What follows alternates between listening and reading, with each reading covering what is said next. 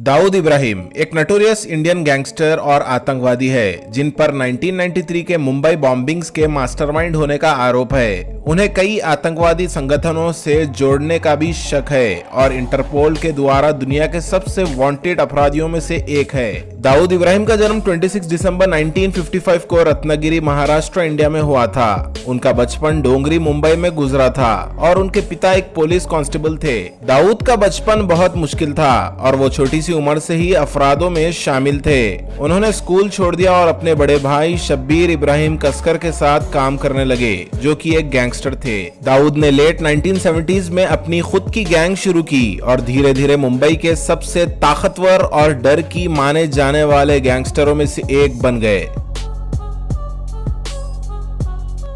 दाऊद अपने बचपन में ही धोखाधड़ी, चोरी और डकैती करने लगे। बाद में उन्होंने स्थानीय गैंगस्टर और डॉन बाशु दादा के गैंग में शामिल हो गए, जो स्थानीय ऑर्गेनाइज्ड क्राइम सिंडिकेट का हिस्सा था। 1970s के आखिरी दौर में उन्होंने इस गैंग से अलग होकर अपना खुद का गैंग अपने बड़े भाई शब्बीर इब्राहिम कसकर के साथ शुरू किया।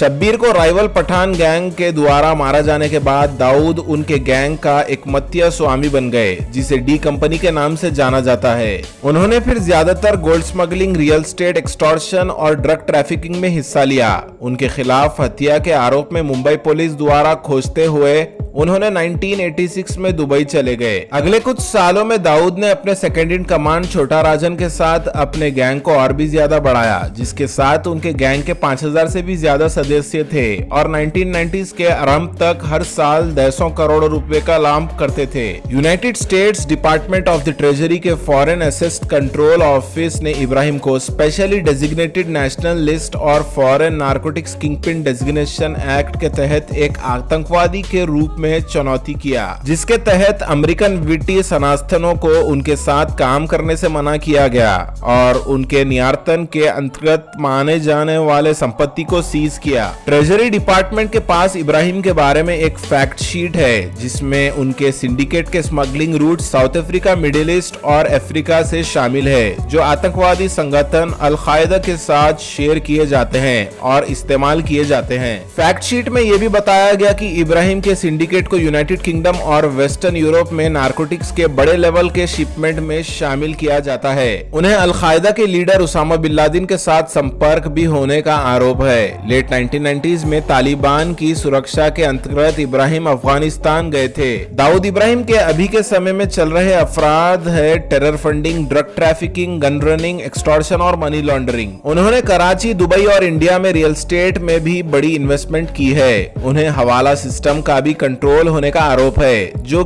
कि एक बहुत ही आराम तरह से इस्तेमाल किया जाने वाला अनऑफिशियल सिस्टम है, जिसमें पैसे को ऑफिशियल एजेंट्स के नजर से बाहर ट्रांसफर किया जाता है। दाऊद इब्राहिम की बीवी का नाम जुबीन जरीन है। उनके पिता का नाम शेख इब्राहिम अली कसकर और मां का नाम आमिना है। उनका एक बेटी और 3 बेटियां हैं। दाऊद इब्राहिम के 7 भाई और 5 बहनें हैं।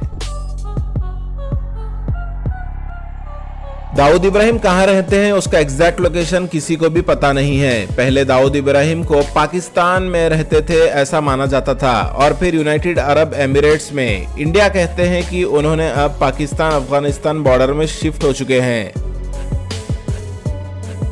दाऊद इब्राहिम गोल्ड स्मगलिंग और रियल एस्टेट से आज भी पैसा कमा रहे हैं। रिपोर्ट्स के मुताबिक दाऊद इब्राहिम की नेटवर्थ दिन ब दिन बढ़ती जा रही है। उनकी एग्जैक्ट नेटवर्थ का अंदाजा लगाना तो बहुत ही ज्यादा मुश्किल है, पर रिपोर्ट्स ये पता करते हैं कि उनकी नेटवर्थ करीब $350 मिलियन के आसपास है। दाऊद इब्राहिम के कार्स और उनके प्राइवेट जेट्स के बारे में अंदाजा लगाना काफी ज्यादा मुश्किल है। वैसे तो दाऊद इब्राहिम हमेशा एक खुफिया जगह पर छुपे हुए रहते हैं। जरूरत पड़ने पर जब उन्हें एक शहर से दूसरे शहर ट्रैवल करना होता है तो वो ज्यादातर प्राइवेट जेट्स का इस्तेमाल करते हैं। रिपोर्ट्स के मुताबिक दाऊद इब्राहिम के पास लगभग 8 से 10 प्राइवेट जेट्स है।